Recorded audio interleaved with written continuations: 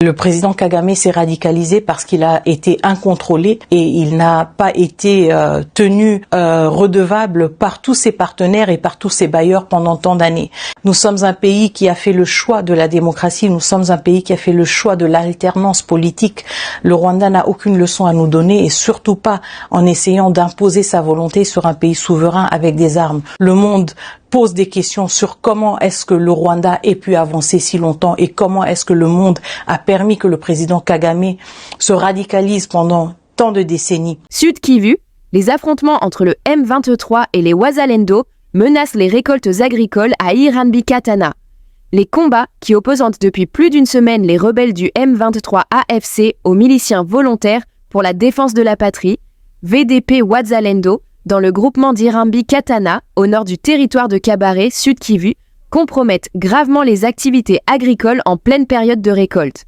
Selon les constatations de la prunelle RDC, de nombreux habitants des villages de Shahoboka, Segera, Katana-Centre, Mwanda et Mugeri n'ont plus accès à leurs champs situés à proximité du parc national de Kahuzi-Biega, notamment vers Chibati, Busandwe, Mabangu et Kabushwa.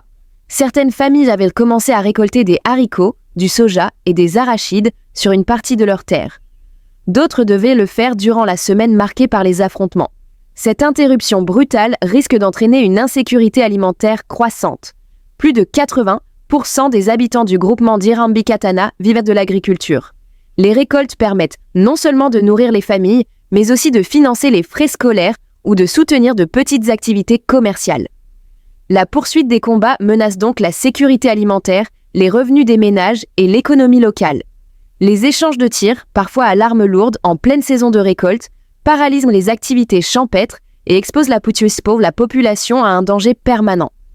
Des combats ont même été signalés dans les centres commerciaux de Katana et Kabamba, densément peuplés, provoquant des mouvements de panique. Face à cette situation, les habitants lancent un appel urgent à l'arrêt des combats, dénonçant leur déroulement dans des zones fortement peuplées. Ils appellent les belligérants à épargner les civils et à déplacer les affrontements loin des centres habités. Des témoignages recueillis indiquent que les combats éclatent souvent en pleine journée, autour de midi, et ne cessent que tard dans la nuit, vers 21h. Dans la nuit de jeudi, des tirs ont encore été signalés vers 19h, accentuant la psychose au sein de la population. Bravant la pluie torrentielle de Malabo, le père de la nation a communié avec la communauté congolaise de Guinée équatoriale ce samedi à l'occasion du 26e sommet de la CEEAC.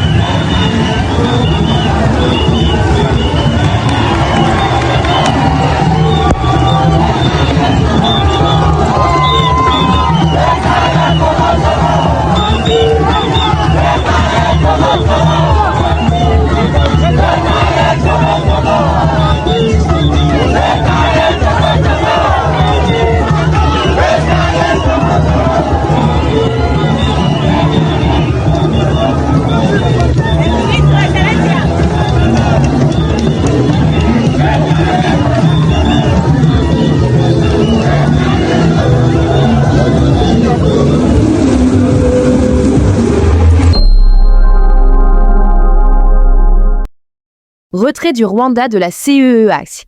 La RDC réagit avec fermeté. Le retrait du Rwanda de la Communauté économique des États de l'Afrique centrale, CEEAC, continue de susciter des réactions à Kinshasa. La voix autorisée du gouvernement congolais, Patrick Muyaya, ministre de la Communication et porte-parole du gouvernement, a déclaré « On ne peut pas piétiner les principes fondamentaux de nos institutions régionales tout en prétendant les diriger ». Selon lui, la réaction ferme et historique de la CEEAC face aux agissements du Rwanda constitue un signal fort, appelant toutes les organisations régionales à sortir de leur inertie. Les récits déformés et les stratégies de pression indirecte ne pourront jamais supplanter les faits ni dissimuler la réalité de l'agression contre notre pays. Patrick Muyaya a également dénoncé ce qu'il qualifie d'incompatibilité structurelle du régime rwandais avec les principes de coopération régionale. Certaines autorités ne conçoivent l'intégration régionale que comme un moyen de contrôler, d'infiltrer, de manipuler et d'exploiter les autres nations. Pour Kinshasa, cette posture explique les tensions répétées entre Kigali et plusieurs institutions continentales telles que la CEEAC, la SADC et l'EAC Paul Nsapu. Le partenariat RDC-USA, une chance à saisir. Dans un entretien accordé à l'agence congolaise de presse lors de son séjour à Washington, Paul Nsapu, président de la Commission nationale des droits de l'homme, CNDH-RDC, a évoqué l'importance du dialogue stratégique avec les États-Unis. Il y a des opportunités que nous devons saisir pour contribuer à l'amélioration des droits humains en RDC. Le partenariat en cours avec les États-Unis en fait partie. Selon lui, ce cadre de coopération pourrait représenter une avancée importante dans la protection des civils dans l'est du pays, marqué par l'instabilité. Présence militaire accrue de l'Ouganda en RDC, inquiétude à l'est. L'armée ougandaise affirme avoir sécurisé 2 villes de la province de l'Ituri, Kasenyi et Chomia, afin de prévenir les tensions communautaires. Toutefois, ce déploiement signale une extension visible de l'influence militaire ougandaise dans la région. Initialement présentée comme une opération conjointe avec les FARDC contre les rebelles ADF, la présence militaire ougandaise soulève désormais des interrogations, notamment sur d'éventuels liens indirects avec d'autres groupes armés, ainsi que sur des intérêts économiques grandissants, notamment dans l'exploitation pétrolière aux côtés d'acteurs internationaux comme la Chine et la France. Des analystes estiment que les motivations sécuritaires pourraient masquer des visées plus larges, liées aux ressources naturelles et à la politique régionale d'influence.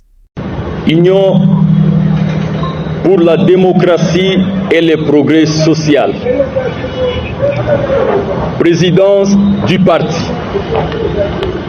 Le président.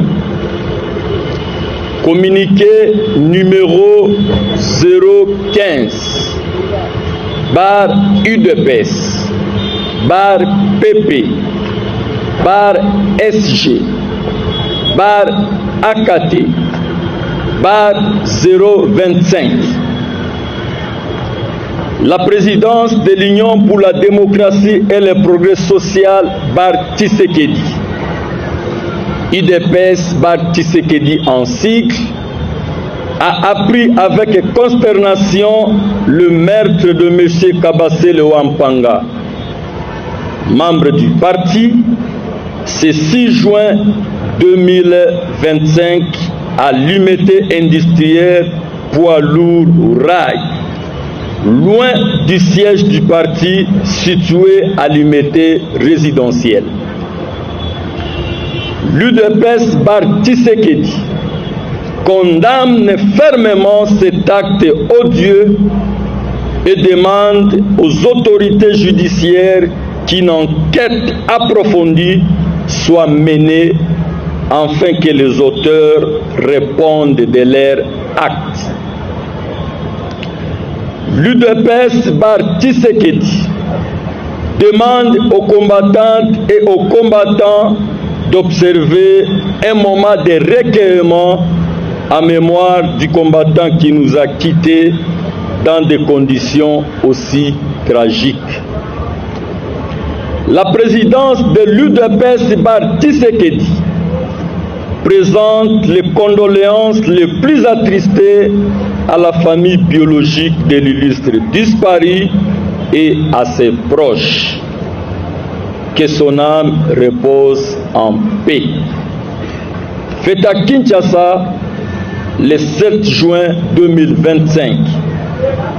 Augustin Kabuya Chilumba, président ad intérim.